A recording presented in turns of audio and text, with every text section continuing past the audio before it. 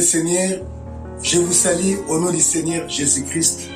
Que la paix et la grâce du Seigneur soient avec vous. Par la grâce du Seigneur, nous sommes là pour continuer les enseignements que nous avons commencés, les enseignements que nous avons intitulés les enseignements de base de la vie chrétienne. Il est important, lorsque nous venons à Christ, que nous puissions comprendre les basiques, les enseignements de base de la vie chrétienne. Car la Bible veut que nous soyons enracinés, que nous ne soyons pas comme des enfants flottant à tout vent de doctrine, parce qu'il y a trop de mauvaises doctrines qui circulent. Il faut que l'enfant de Dieu soit enraciné dans la bonne parole du Seigneur Jésus-Christ. Précédemment, nous avons enseigné sur la nouvelle naissance qui se trouve être la condition première pour entrer dans le royaume des cieux. Je dirais même la condition indispensable. Car Christ a dit, si personne n'est né de nouveau, il ne peut voir le royaume des cieux. Nous avons largement parlé de la nouvelle naissance. Après la nouvelle naissance, bien aimé, il s'avère qu'il y a aussi un autre point capital dans la vie chrétienne qui se trouve être les baptêmes. Il y a plusieurs baptêmes, mais aujourd'hui, nous allons parler sur l'exigence du baptême d'eau. Le baptême nous est venu des gens. Donc, en premier lieu, c'est Jean-Baptiste qui a parlé du baptême de façon claire, où tous nous l'avons vu dans la Bible. Bien sûr, on l'appelle Jean-Baptiste à cause de ce service-là, mais son nom, c'est Jean. Et il nous dit ceci, c'est lui qui m'a envoyé baptiser. Donc Jean-Baptiste ne nous a pas amené une nouvelle doctrine de lui-même, mais il avait été envoyé par Dieu lui-même, comme le témoigne le livre l'Évangile de Jean, au chapitre 1er, verset 33. Il dit, celui qui m'a envoyé baptiser, m'a dit, celui sur qui tu verras le Saint-Esprit descendre sur lui, c'est lui, le Messie. Et on parlait du baptême. Et lorsque Christ est venu, et le Saint-Esprit s'est manifesté sur lui. Donc c'est là où nous voyons de façon claire la notion du baptême. Bien qu'en Israël, depuis longtemps, on n'a pas connu le baptême, mais quelque part, la Bible nous explique que Dieu a fait passer le monde dans un quelconque baptême là, comme nous allons le voir. Après Jean-Baptiste, Christ a enseigné et nous voyons Christ nous donner une recommandation à propos du baptême. Le Seigneur dit ceci dans Marc chapitre 16, versets 15 et 16. Marc chapitre 16, versets 15 et 16. Puis il leur dit, allez par tout le monde et prêchez la bonne nouvelle à toute la création. Celui qui croira et qui sera baptisé sera sauvé, mais celui qui ne croira pas sera condamné. Et nous lisons également dans Matthieu chapitre 28, versets 19 et 20. Matthieu 28, 19 et 20. Allez faites de toutes les nations mes disciples, les baptisant au nom du Père, du Fils et du Saint-Esprit. Et enseignez-leur à observer tout ce que je vous ai prescrit. Donc, Christ donne une recommandation claire à propos du baptême. Et dans Marc même, il est souligné que celui qui croira sera baptisé et sera sauvé. Celui qui ne croira pas ne sera pas sauvé. Donc, c'est-à-dire que ici, le baptême est lié avec la foi en Jésus-Christ. Et nous voyons maintenant les disciples qui avaient été mandatés pour faire des disciples et pour baptiser, et aussi parlent du baptême. Dans Actes des Apôtres chapitre 2, versets 37 et 38. Lorsque Pierre a prêché pour la première fois, lors de la Pentecôte, une question lui avait été posée à propos du salut. Que devons-nous faire pour être sauvé. Et là, Pierre est allé directement. Il leur dit ceci, acte 2, chapitre 37 et 38, je lis. Après avoir entendu ces discours, ils eurent le cœur vivement touché. Ils dirent à Pierre et aux autres apôtres, hommes frères, que ferons-nous? Pierre leur dit, repentez-vous et que chacun de vous soit baptisé au nom de Jésus-Christ pour le pardon de vos péchés et vous recevrez les dons du Saint-Esprit. Alléluia. Pierre leur dit, repentez-vous. C'est exactement ce que nous enseigne Marc lorsqu'il dit, celui qui croira et qui sera baptisé.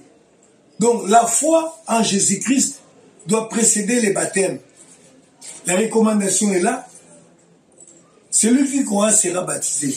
C'est croire là dont on parle dans Marc ne consiste pas dans la simple confession, mais c'est croire réellement. C'est pourquoi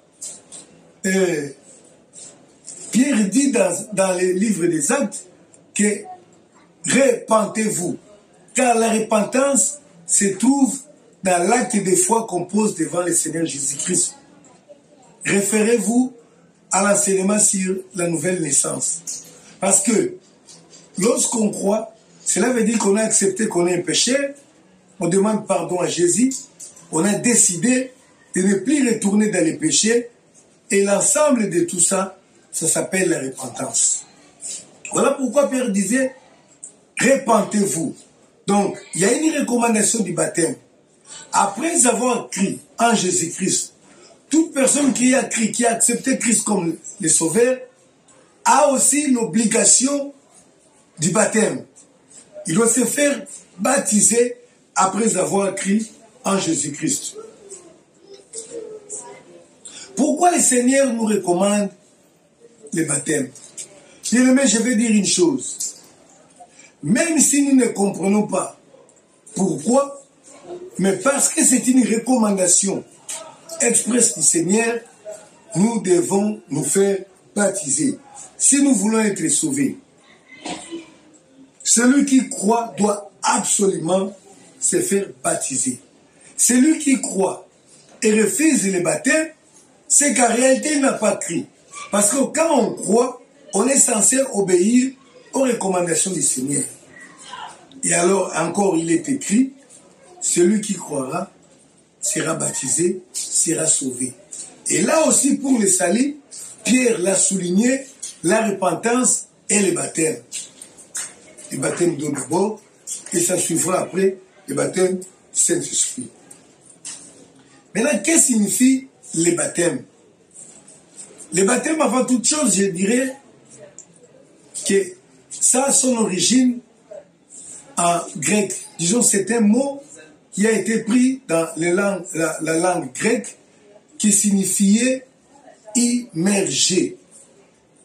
En grec, le mot que nous utilisons pour baptême en français signifie immerger. Donc, c'est-à-dire prendre un corps et le faire disparaître dans une quantité d'eau.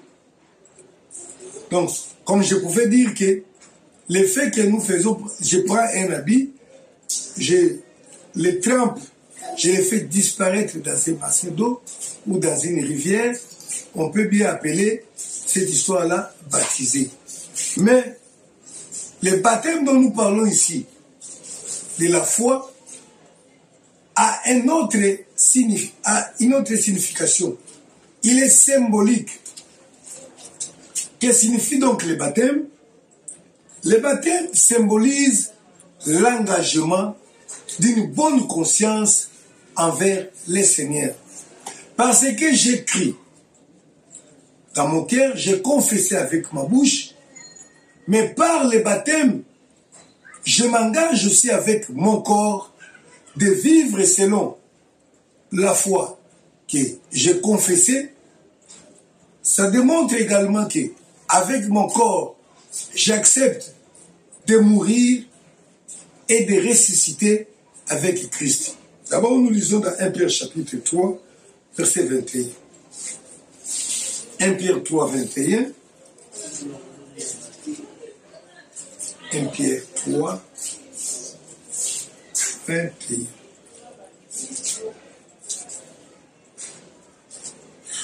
Cette eau était une figure du baptême qui n'est pas la purification des souillures du corps, mais l'engagement d'une bonne conscience envers Dieu et qui maintenant vous sauve, vous aussi, par la résurrection de Jésus-Christ.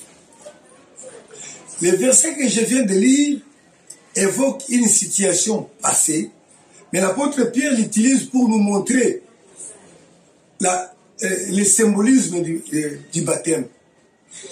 Il parle des eaux du déluge qui s'est passé au temps de Noé. Pour bien comprendre, il faut reculer un peu. Je lis verset, donc je recule au verset 20.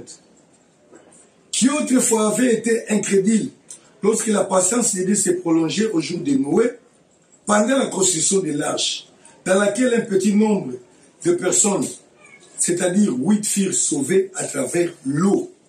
Donc cette eau-là, cette eau était une figure du baptême qui n'est pas la purification des souillures du corps, mais l'engagement d'une bonne conscience envers Dieu. On parlait des eaux du déluge. Cette eau qui a tué le monde, mais qui a aussi sauvé une partie du monde. La Bible dit que cette eau-là était une figure du baptême. Donc les baptêmes sauvent aussi, les baptêmes aussi tuent. Parce que un groupe de gens, la famille de Noé, était sauvée par les eaux, et une autre partie aussi était apérie par les eaux. Mais la Bible dit que pour nous, c'est l'engagement d'une bonne conscience. Parce que je crois, j'accepte, et cet engagement-là, je prends l'engagement-là de vivre selon la foi que j'ai confessée. Et en outre, le baptême symbolise aussi que j'accepte de mourir comme je vais ressusciter aussi avec Christ. Romains chapitre 6, versets 3 et 4. Romains 6,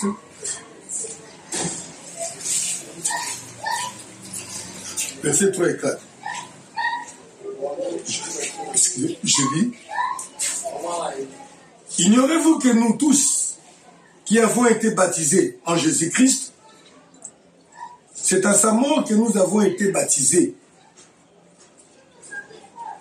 Nous avons donc été ensevelis avec lui, par les baptêmes à sa mort, afin que comme Christ est ressuscité des morts, par la gloire du Père, de même nous aussi, nous marchons en nouveauté de vie.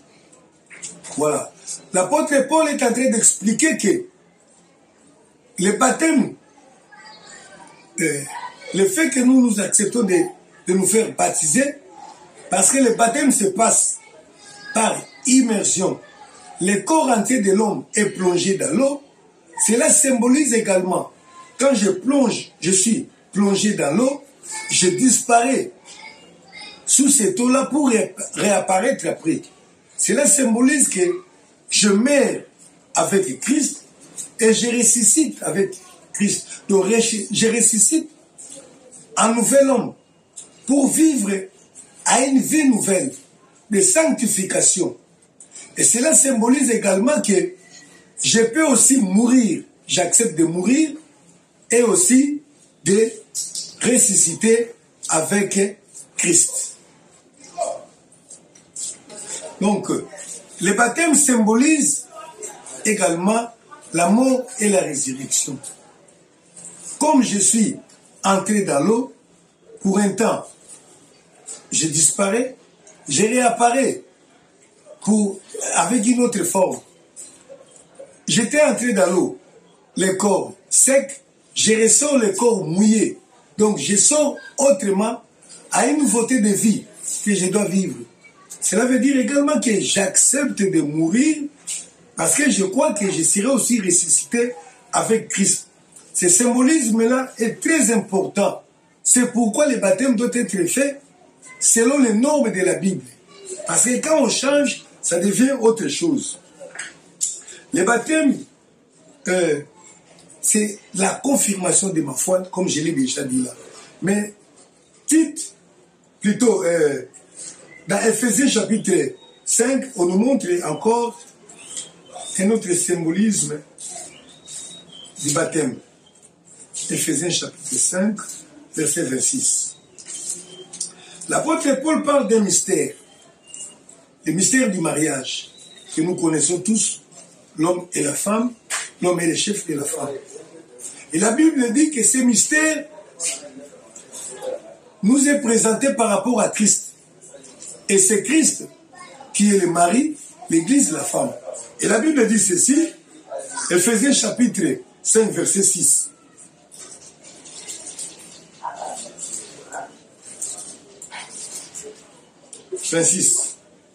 Afin de la sanctifier par la parole, après l'avoir purifiée par les baptêmes d'eau.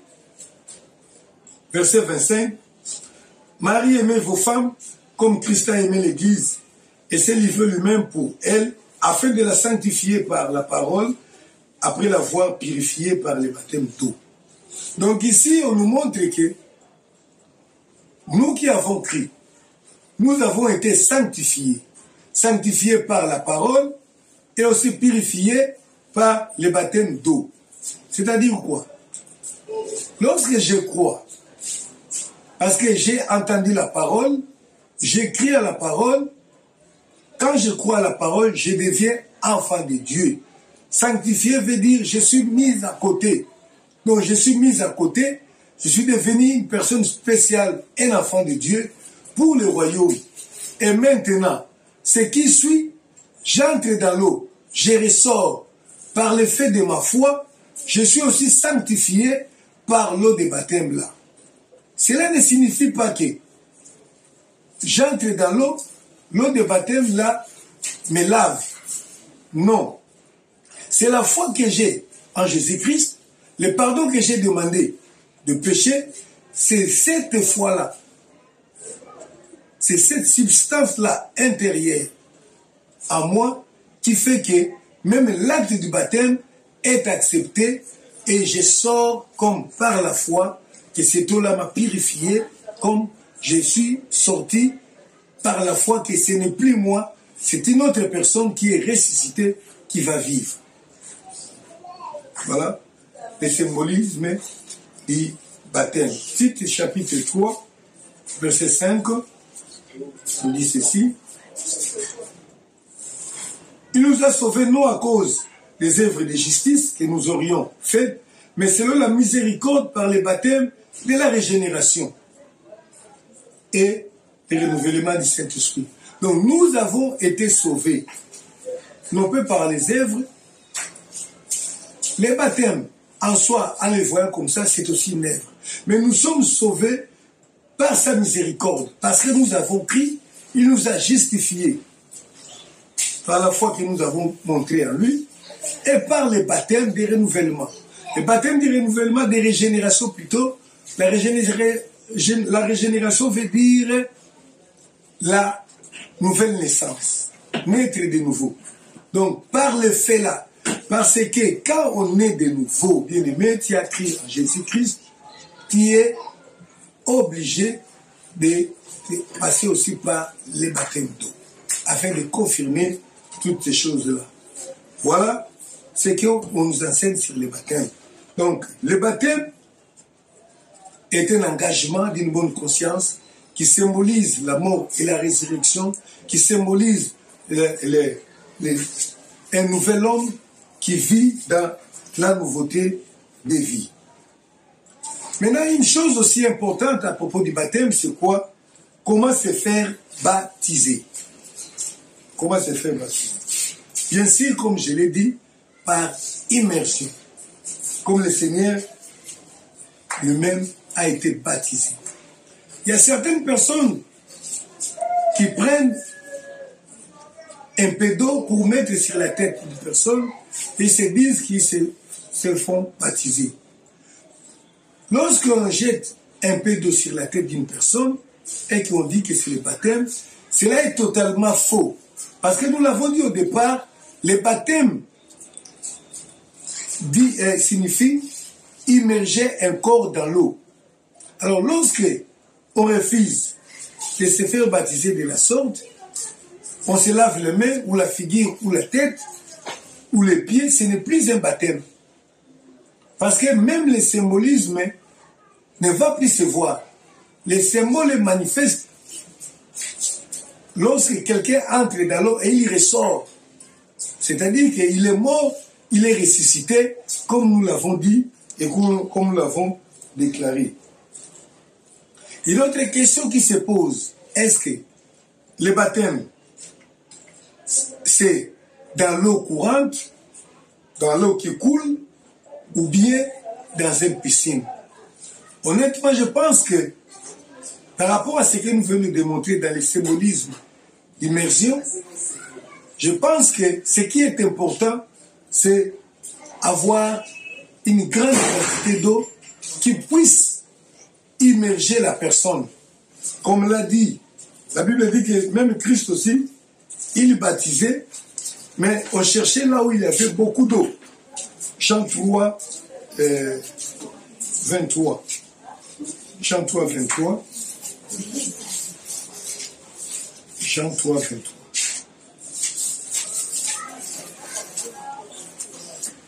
Voilà. Jean aussi baptisait à Enon, près de Salim, parce qu'il y avait là beaucoup d'eau dont il venait pour être baptisé. C'est très important, parce qu'il y avait beaucoup d'eau.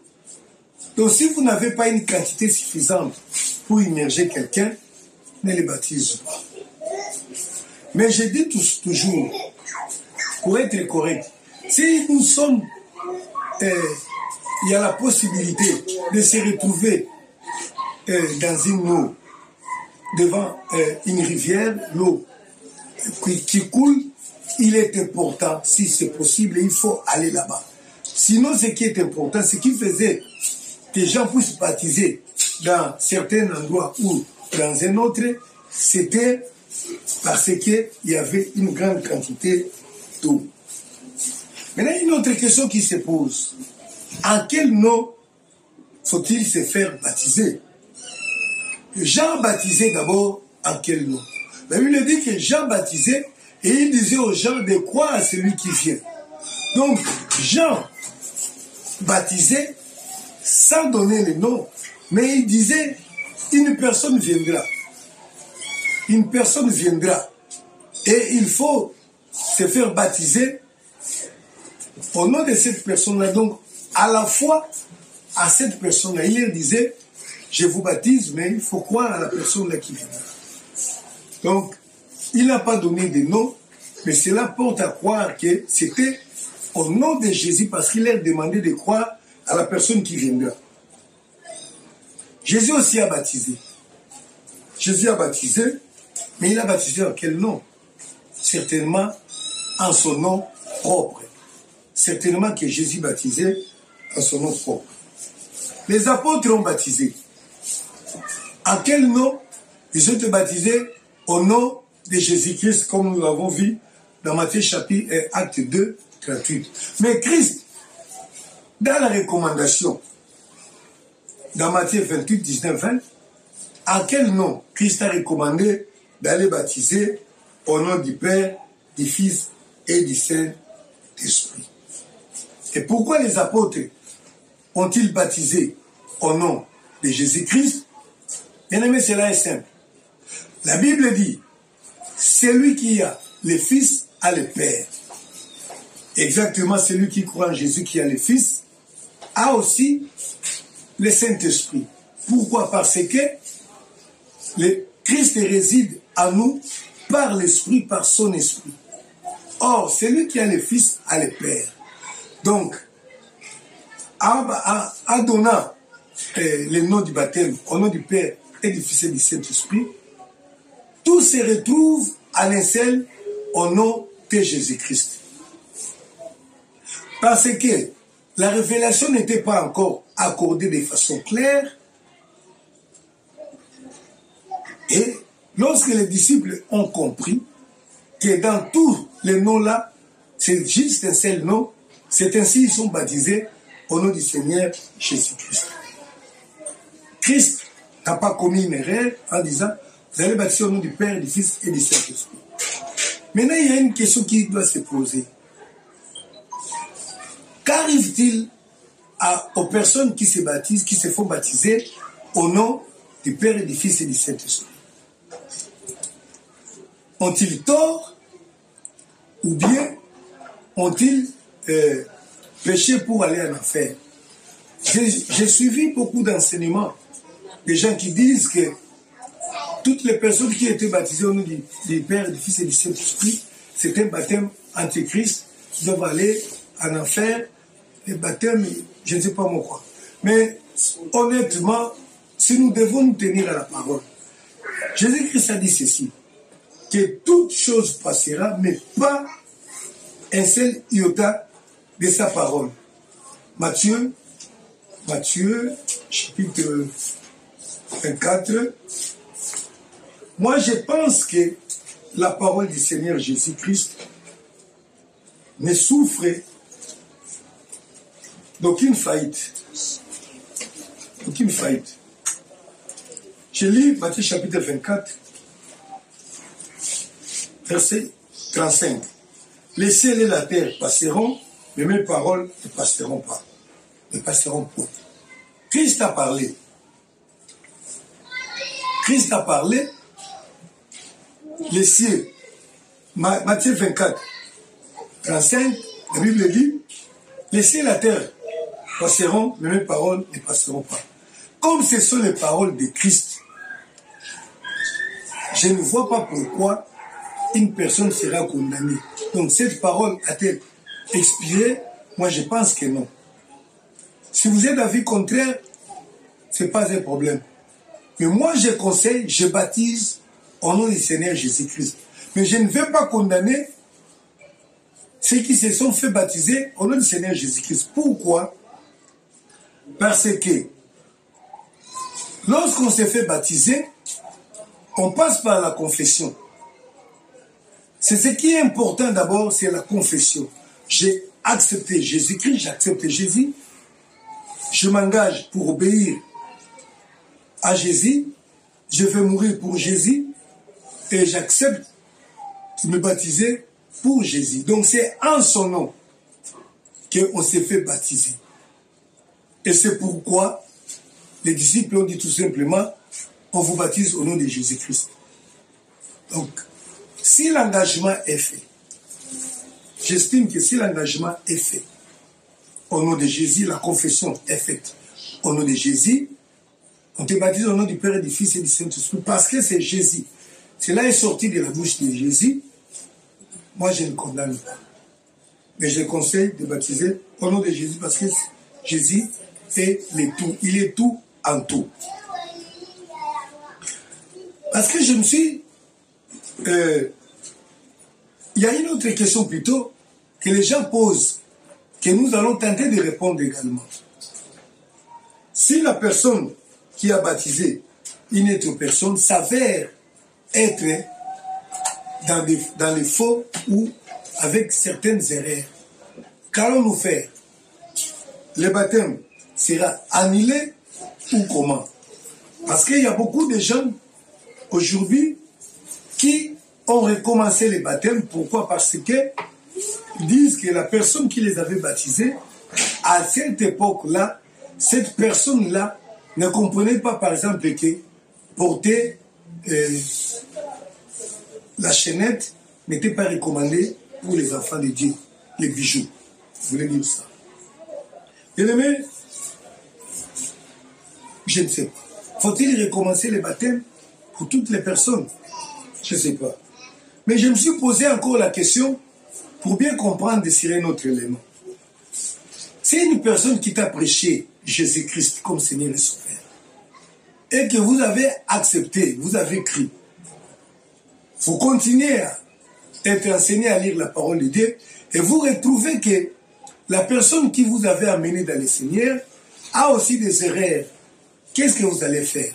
Donc, la foi que vous avez eue au Seigneur, l'enfant de Dieu que vous étiez devenu depuis ce temps-là, parce que la personne s'est avérée dans une erreur ou dans le faux, est-ce que votre foi sera-t-elle annulée ou votre statut de l'enfant de Dieu sera-t-il annulé? Je pense que nous devons nous poser plusieurs questions. Parce qu'il y a beaucoup de gens qui font trembler, des gens qui intimident les gens. Mais un jour, Christ a dit ceci aux pharisiens, bien sûr, à tous les prédicateurs, les faux. Donc, c'est-à-dire, il prêche la vérité, mais lui-même, il ne pratique pas cette vérité. Matthieu chapitre 23, verset 3, Christ a dit ceci. Faites donc et observez tout ce qu'ils vous disent, mais n'agissez pas selon leurs œuvres, car ils disent et ne les font pas. Donc si on t'a prêché Christ dans la vérité, et que cette personne-là se trouve être menteur, quelque part, vous avez cru, non pas au mensonge, mais la parole là qui était prêchée était la vérité. Vous avez cru à la vérité, mais lui, il est pécheur. Votre foi n'est pas nulle devant le Seigneur. Je pense de la même façon. Quelqu'un qui vous a enseigné la parole et qui vous fait baptiser de la façon que la Bible demande, recommande, en passant par la confession au nom du Seigneur, en t'emmenant dans l'eau et te fait baptiser par immersion au nom de Jésus, et il s'avère que cette personne-là marchait aussi, était aussi un menteur, un escroc, des histoires comme ça là, cela n'annule pas votre baptême parce que la réalité c'est que il a suivi les recommandations. C'est comme ça que moi je vois, parce que la Bible dit, l'apôtre Paul dit qu'il y a ceux-là qui prêchent par esprit de jalousie, par les motifs impies, pour de l'argent, mais néanmoins je me réjouis lorsque Christ est prêché. Mais je souligne, il faut que Christ soit vraiment bien prêché. Vous savez pourquoi le Seigneur accomplit des miracles, parfois même par la main des personnes que nous voyons manifestement, qui marchent parfois dans les péchés? C'est parce que parfois la parole a été bien prêchée et le Seigneur agit à cause de son nom. Mais cela ne rassure pas les salis pour la personne là. Donc j'étais en train d'expliquer que si la personne qui vous a baptisé et qu'après le baptême, vous avez constaté que lui-même ne connaît pas la vraie vérité, c'est-à-dire il pense marcher dans la vérité, mais il y a quand même des erreurs, cela n'annule pas ton baptême, cela n'annule pas ta foi, parce que nous autres, nous avons cru entre les personnes, entre les mains des personnes là, qui enseignaient aussi la sanctification, mais parfois nous les voyons accepter les ports des pantalons, les ports des faux cheveux, des histoires comme ça. Et cela n'a pas annulé notre foi en Jésus-Christ. D'ailleurs, le Seigneur nous a révélé, nous continue à nous révéler, à marcher avec lui. Il ne nous a pas renvoyés pour aller encore recommencer la nouvelle naissance. D'abord, il faut comprendre que c'est un mystère, des choses de Dieu. Et parfois, il faut aussi se faire baptiser. Quand le baptême a été fait, non pas selon les normes de la Bible, on peut recommencer aussi les baptêmes. Dans quel cas? Je pense que si le baptême n'a pas été fait selon les normes de la Bible, et les normes là c'est quoi? Si on n'a pas confessé Jésus-Christ, si on a confessé Christ avec une autre personne, parce que j'ai vu, il y a un secte là, des branhamistes qui se baptisent, qui se font baptiser à côté avec l'image ou la photo de Branham. Ça, c'est pas un baptême. C'est pas les normes de Dieu. D'ailleurs, il a été interdit dans les lieux d'adoration de pouvoir amener une quelconque image ou une représentation. Je ne sais pas si on le fait aussi passer par la veille de dire que j'ai accepté le message de Branham. Ça, c'est pas un baptême. si les baptêmes n'étaient pas faits par immersion, ce n'est pas non plus un baptême. Si le baptême n'a pas été fait au nom de Jésus, ce n'est pas aussi un baptême. Il faut que le baptême soit fait. Si dans tous ces cas, vous constatez que le baptême que vous avez fait que vous avez pris n'a pas été selon les normes, vous avez le droit de demander un nouveau baptême. Parce que dans la Bible, nous voyons des frères qui avaient reçu le baptême déjà. Mais dont on ne voyait pas les choses qui doivent suivre après le baptême. La vraie régénération, et même aussi la puissance du Saint-Esprit, ils ont été rebaptisés au nom du Seigneur Jésus-Christ. Certes, ces hommes-là n'avaient pas été baptisés normalement. Mais ils étaient quand même des disciples. Donc, être disciple, c'est bon, mais il faut absolument passer par les baptêmes, et aussi les vrais baptêmes. Il y a des gens qui se sont fait baptiser 3 fois, 4 fois. Bon, je pense que ce n'est pas mauvais par peur, je ne sais pas de quoi. Mais le Seigneur voit le premier baptême qui a été fait normalement. Et une autre préoccupation à propos du baptême. Faut-il changer de nom après le baptême? Je dirais non, a priori, et parfois oui. Mais les coutumes, plutôt la coutume que nous voyons dans certaines religions, certaines églises, comme dans le catholicisme, qui consiste à baptiser, à donner des noms au nouveau baptême, cela n'a pas été ordonné par le Seigneur. Jésus avait 12 disciples. Il y a certains disciples que Christ a changé de nom, mais ce n'était pas tous. Mais il y a aussi une mauvaise habitude. Bien aimé, c'est facile de s'égarer par les habitudes.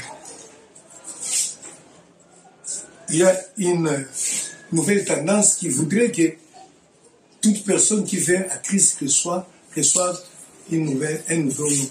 C'est pas correct. Jésus avait 12 disciples. Je pense qu'il n'y a que 2 noms seulement, 2 personnes seulement que Jésus a changé de nom. Il n'a même pas changé, il a surnommé. Il a donné un nouveau nom qui peut-être était en rapport avec la nouvelle vie, avec la mission que le Seigneur lui accordait. Donc ce n'est pas obligatoire. On fait changer de nom si on trouve que le nom offense Dieu ou un nom a des problèmes. Voilà. La pratique là n'est pas correcte. Et dans la Bible, nous voyons même des personnes qui étaient des Israélites, qui avaient leur nom, qui avaient reçu les noms païens. Par exemple, ce que nous appelons Abed-Nego, Meshach et autres là. Les noms que nous utilisons là, ce ne sont pas les noms juifs. Mais malgré cela, le Seigneur a continué à se manifester en nous. Non pas que le Seigneur n'a pas voulu continuer avec eux parce qu'il portait un autre nom. Donc il ne faut pas être trop intimidé.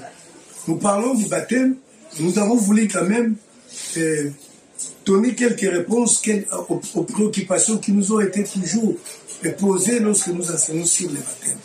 Le baptême, je termine par dire qu'il est une exigence, une recommandation du Seigneur. Il y a certaines personnes qui disent que est-ce que la personne là qui avait crié sur la croix à Golgotha lors de la crucifixion de Jésus-Christ, est-ce qu'il était baptisé pour aller au ciel?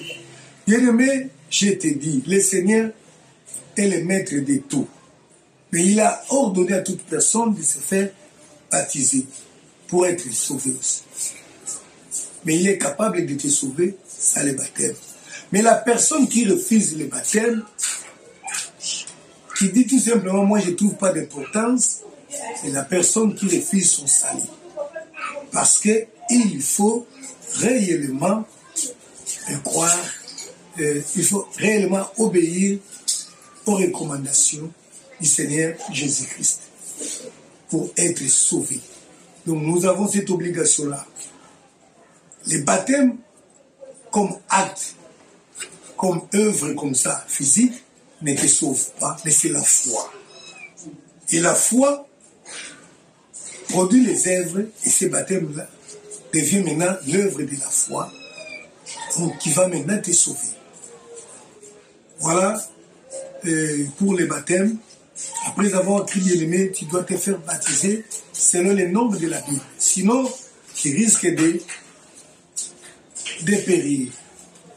Que le Seigneur nous bénisse. Restez branchés pour suivre les enseignements qui vont suivre sur nos chaînes afin que vous soyez affermis.